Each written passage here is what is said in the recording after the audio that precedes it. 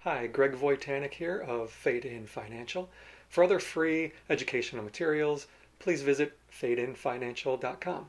Today I want to talk a little bit about S-Corps or LLCs. For many of my clients, if you're a screenwriter, director, artist, you may have your own S-Corp that you've established. Now there are a whole bunch of tips and reasons of why you should or should not establish your own S-Corp. I'm just going to cover four basic ones here today. First one, open a business checking and a business savings account. Why savings? Because it is now your responsibility to withhold payroll taxes. That was always being done for you in the past if you had a regular paycheck. You know, all those deductions that are taken out of your paycheck? Right, they were doing that for you. Well, now, if you have your own S-Corp, you're solely responsible for doing that. So what I recommend doing is when the money comes into your business checking account, take a percentage of that and transfer it to that business savings. And you can't touch that savings. That's not your money. That's the IRS's money, or that's the state's money for the payroll taxes, okay, and income taxes. So transfer it out of that business checking account into another account that you don't touch.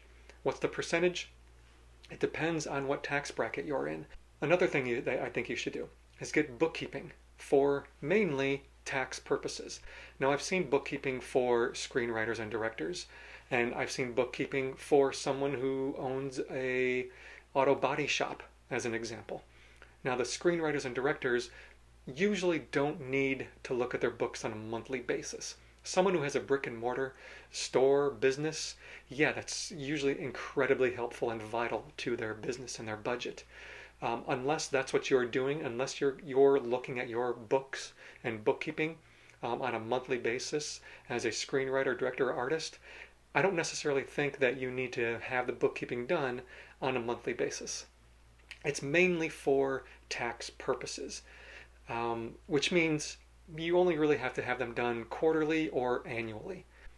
Third reason, don't forget, sign your deal with the studio using your company as the entity getting paid, not you. I've seen this go sideways. Okay, the deal was signed with the screenwriter's name. It should have been that person's S-Corp, and the S-Corp should have been getting paid. But that's not how the deal was signed. And unfortunately, the studios do not backpedal. So if you sign the deal and sign the paperwork saying that you as an individual will get paid, they're not going to reverse it after the fact. They're going to pay you as an individual. So double, triple check that the deal is signed and how you are getting paid is your entity, not you as the person. Another final tip is establish your own 401k or SEP IRA through your S-Corp. You can do that. There are tax advantages for you, and it's a great investment tool for you for later on down the road. And you can contribute way more as a business owner than you could as an individual with just a traditional or a Roth IRA, for example. So those are four tips that I have if you have your own S-Corp or LLC and you're the individual owner of it. I hope you found this helpful. Again, please visit fadeinfinancial.com for more information. Thanks again for watching.